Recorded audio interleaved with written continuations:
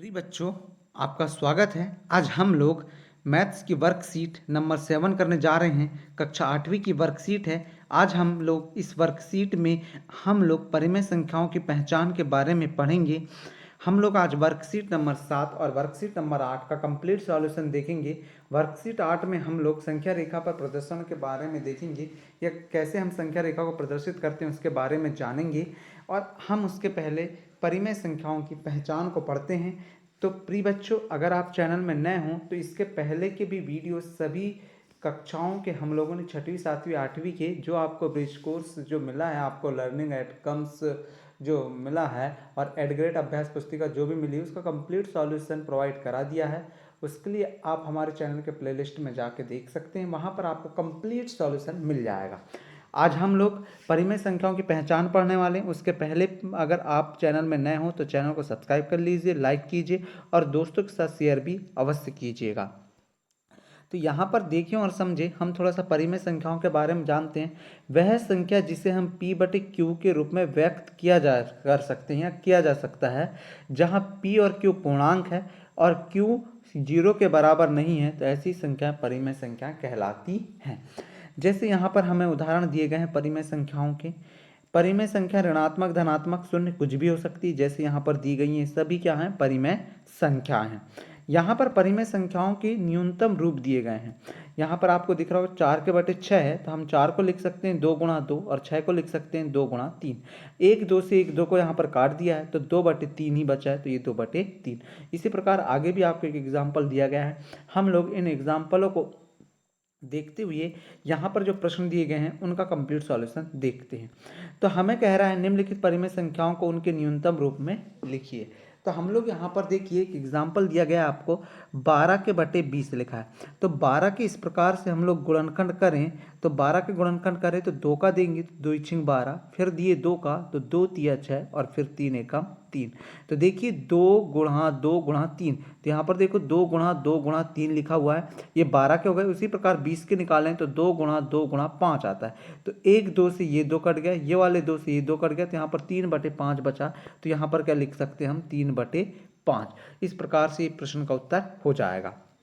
अगला प्रश्न देखिए, 24/30 है, तो हम 24/30 को क्या लिख सकते हैं, 2 × 2 × 2 × 2 × 3, अर्थात 2 3 बार और 3 1 बार। फिर 30 की गुणनखंड करें तो क्या आ गया, 2 × 3 × 5।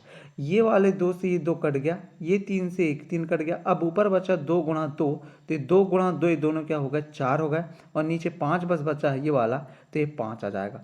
तो इस प्रकार से हमारा इस प्रश्न का उत्तर क्या हो जाएगा, 4/5 हो जाएगा। ठीक है बच्चों, अगला प्रश्न देखेंगे।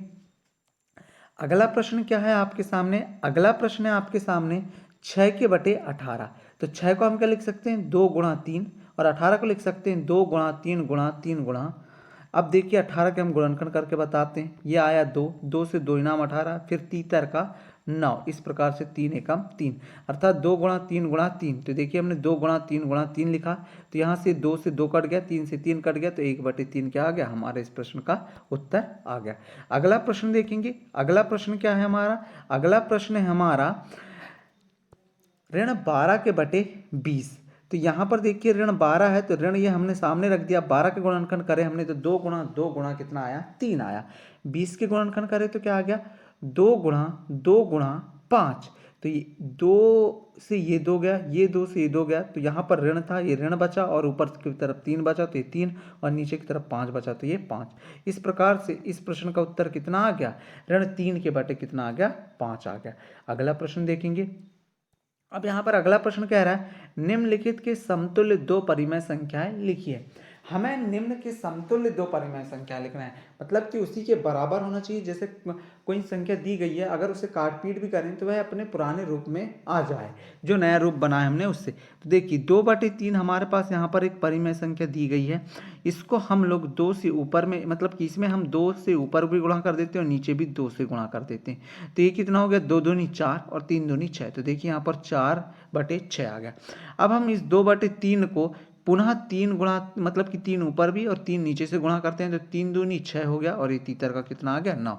इस प्रकार 6/9 इस प्रश्न का उत्तर हो गया। अगला प्रश्न देखो, 1/2 दिया गया है। हम 1/2 में ऊपर भी 2 का गुणा कर देते हैं और नीचे भी किसका गुणा कर देते हैं, 2 का। तो 2 का 2 के साथ हुआ तो 2 दूनी 4 हो गया, फिर सॉरी 2 एकम 2 हो गया, 2 का 1 के साथ हुआ तो 2 एकम 2, और फिर 2 का 2 के साथ हुआ तो यहाँ पर कितना हो गया, 4 हो गया।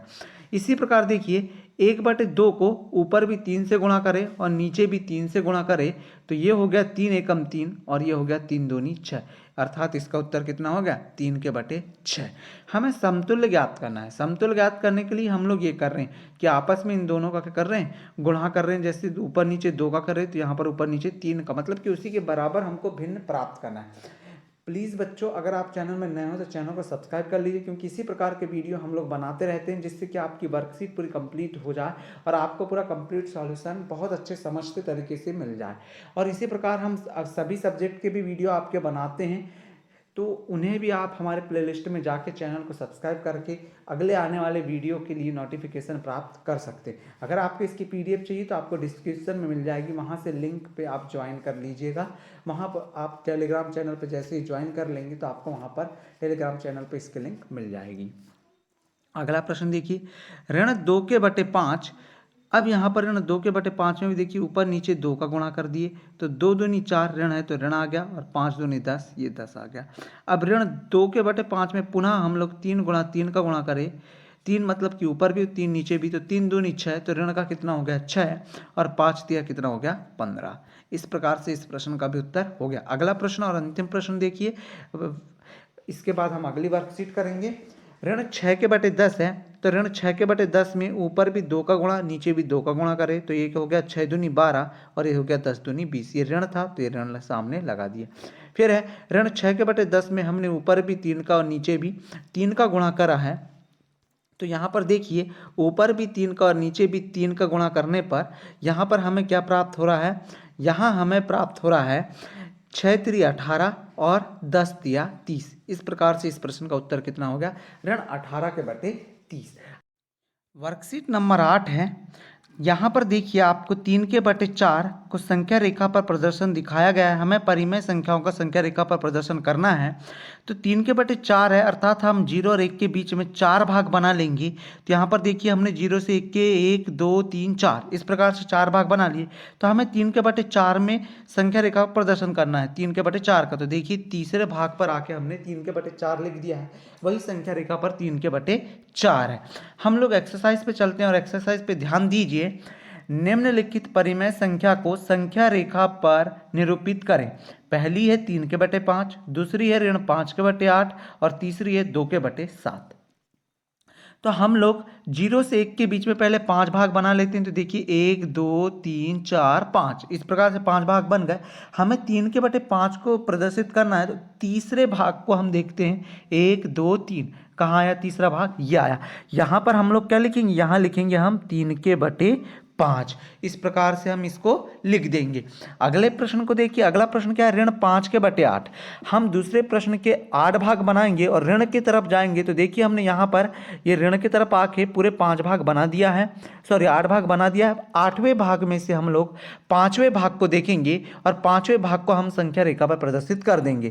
तो ये पहला, ये दूसरा, ये तीसरा और ये चौथा, ये वाला चौथा, और ये क्या है, पांचवा। तो ये वाला भाग हमारा क्या हो जाएगा, कौन सा, ये वाला भाग हो जाएगा हमारा ऋण 5/8। कितना हो जाएगा, ऋण 5/8। ठीक है, आप इस प्रकार से दूसरे प्रश्न को भी हल कर लीजिएगा। अब अंतिम प्रश्न है हमारा 2/7। तो हम धनात्मक तरफ 0 से 1 के बीच में कितने भाग बना दें, 7 भाग। तो देखिए 1 1, ये हो गया 2 3 4 5 6 और ये 7। इस प्रकार 7 भाग बन गए। हमें 7 भागों में से कौन से भाग को देखना है, दूसरे भाग को देखना है। तो दूसरा भाग कहाँ है, हम गिनते 1 2, तो दूसरा भाग कहाँ मिला हमें, यहाँ मिला।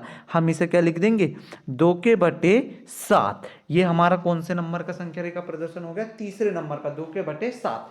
तो इस प्रकार के जो भी प्रश्न है और जो भी डाउट है आपको हमें कमेंट करके अवश्य पूछेगा। अगर आपको कुछ डाउट ज़्यादा ही है तो आप कमेंट कर लीजिए, हम आपके प्रश्नों के उत्तर वहां पर अवश्य देंगे। ये वर्कशीट नंबर 8 का कंप्लीट सॉल्यूशन था। इसके पहले भी हमने पूरी वर्कशीट का सॉल्यूशन करा दिया। वर्कशीट नंबर 7 और वर्कशीट नंबर 8 दोनों का कंप्लीट सॉल्यूशन है। इसमें आप पूरे कंप्लीट सॉल्यूशन को देख लीजिएगा। डाउट है तो आप निश्चिंत होकर पूछेगा। और पीडीएफ चाहिए तो आप पीडीएफ के लिए टेलीग्राम चैनल को ज्वाइन कर लीजिएगा। और प्रिय बच्चों, अगर आप चैनल में नए हो तो चैनल को अवश्य से सब्सक्राइब कीजिएगा, जिससे कि जो भी वीडियो अब आने वाले हैं उसकी नोटिफिकेशन आपको आसानी से मिल जाए और आप आसानी से पूरी की पूरी वर्कशीट जो है सभी सब्जेक्ट की उन्हें कर लें। तो मिलते हैं अगले वीडियो में। Thank you for watching student.